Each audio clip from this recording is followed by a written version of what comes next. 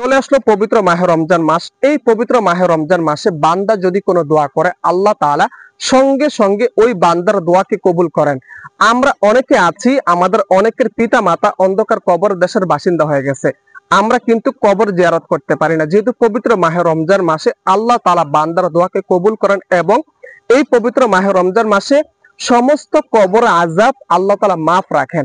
এই জন্য অনেকে আছেন, আমরা কি করি, ইমাম সাহেবকে নিয়ে আমরা টানাটানি করে যে হুজুর আসেন একটু কবর জিয়ারত করেন। দর্শক অবশ্যই মনে রাখতে হবে, ইমাম সাহেব অথবা খতিব সাহেব যখন দোয়া করবে, এই দোয়া কবুল হইতে পারে, নাও কবুল হইতে পারে, কোনো গ্যারান্টি নাই। যদি কোনো সন্তান যদি পিতা মাতার জন্য যদি দোয়া করে, আল্লাহ তাআলা সঙ্গে সঙ্গে ওই সন্তানের দোয়াকে কবুল করেন। এই জন্য আজকের এই ভিডিওর মাধ্যমে আমি খুবই সুন্দরভাবে প্র্যাকটিক্যালি দেখিয়ে দিব এই কবরস্থানের পাশে দাঁড়িয়ে কিভাবে পিতা মাতা, ভাই বোন, আত্মীয় স্বজন যারা কবর দেশের বাসিন্দা হয়ে গেছে ওনাদের জন্য আপনারা দোয়া করবেন। তো সর্বপ্রথমে কবরের পাশে দাঁড়াবেন, অবশ্যই চেষ্টা করবেন জুতাটা খুলে একটু খালি পায়ে দাঁড়ানোর জন্য। অতঃপর একটু নিমজ্জিত হয়ে একটু ভাববেন যে আমার পিতা মাতা, আমার আত্মীয় আমাকে কত আদর স্নেহ করেছে, কত ভালোবাসা দিয়েছে দুনিয়ার মধ্যে থাকাকালীন, আজকে তিনি এই অন্ধকার কবর দেশের বাসিন্দা হয়ে গেছে, একটু ভাববেন। অতঃপর আপনারা সূরাতুল ফাতিহা পড়বেন একবার, অতঃপর সূরাতুল ইখলাস পড়বেন মোট 3 বার। আমি সংক্ষিপ্ত ভাবে একটু পড়ি, আপনারা একটু শুনেন। বিসমিল্লাহির রহমানির রহিম, আলহামদুলিল্লাহি রাব্বিল আলামিন, আর রহমানির রহিম, মালিকি ইয়াউমিদ্দিন, ইয়্যাকা না'বুদু ওয়া ইয়্যাকা নাস্তাঈন, ইহদিনাস সিরাতাল মুস্তাকিম, সিরাতাল লাযীনা আন'আমতা আলাইহিম, গায়রিল মাগদুবি আলাইহিম ওয়ালাদ-দাল্লিন, আমিন। অতঃপর সূরাতুল ইখলাস মোট 3 বার পড়বেন। আমি একবার পড়ে শোনাই। বিসমিল্লাহির রহমানির রহিম, কুল হুয়াল্লাহু আহাদ, আল্লাহুস সামাদ, লাম ইয়ালিদ ওয়া লাম ইউলাদ ওয়া লাম ইয়াকুল লাহু কুফুয়ান আহাদ। অতঃপর এই কবরের দিকে তাকাবেন যে এই মানুষটা দুনিয়ার মধ্যে থাকাকালীন কত ভালোবাসা দিয়েছেন, আজকে তিনি এই কবর দেশের বাসিন্দা হয়ে গেছে। একটু দোয়া করবেন হাত তোলে। এইখানে আমরা কি করি, আমরা তো আরবিতে দোয়া করতে পারি না, আয় হায় আমি কিভাবে দোয়া করব, ভয় পাই। ইমাম সাহেবকে নিয়ে টানাটানি করে হুজুর আসেন একটু কবর জিয়ারত করেন, না ভাই, আপনি বাংলাতে নিজের মতন করে, আল্লাহর হাবিব কি বলছেন যে আন নিয়াতু বিল কলব, অর্থাৎ বান্দার মনের খবর আল্লাহ তাআলা জানেন। এই জন্য আপনি নিজের মতন করে বাংলাতে যেইভাবে পারেন ওইভাবে নিজের আবেগ প্রকাশ করবেন, দেখবেন আল্লাহ তাআলা আপনার এই দোয়াকে যদি কবুল করেন, অবশ্যই কিয়ামতের আগ পর্যন্ত প্রত্যেকটা কবর আযাব আল্লাহ তাআলা মাফ করবেন। আমি দেখাই কিভাবে। আমার মতন যে হুবহু করতে হবে তা কিন্তু না, আপনি নিজের মতন করে যেইভাবে পারেন ওইভাবেই আপনারা দোয়া করতে পারবেন। এখানে কোনো আপনার এরকম কোনো বিষয় না যে আমার মতনই দোয়া করতে হবে। তো দেখেন আমি কিভাবে দোয়া করি। পশ্চিম দিক হয়ে আপনারা দোয়া করতে পারেন, তো আমি আপনাদেরকে দেখানোর সুবিধার্থে আমি পূর্ব দিক হয়ে দোয়া করতেছি। আল্লাহুম্মা আমিন।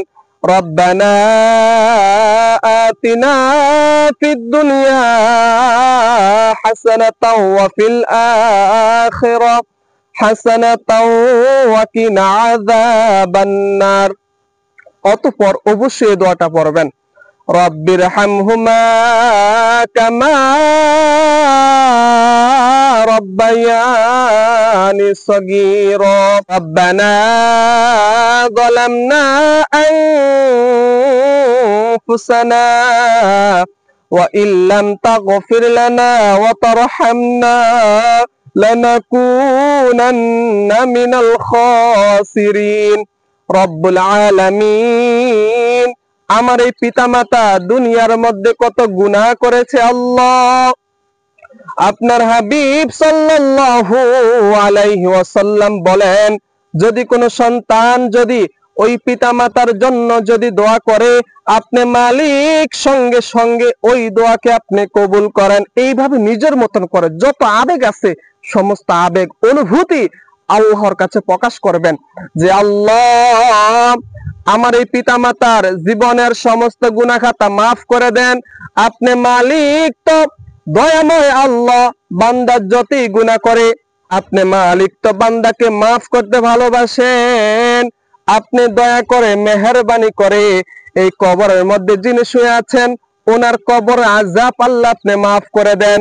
কিয়ামতের আগ পর্যন্ত প্রত্যেকটা কবরের আযাব আল্লাহ আপনি মাফ করে দেন। অতঃপর বলবেন, রব্বানা তাকাব্বাল মিন্না ইন্নাকা আনতাস সামিউল আলিম وتب علينا إنك أنت التواب الرحيم بحق لا إله إلا الله محمد رسول الله।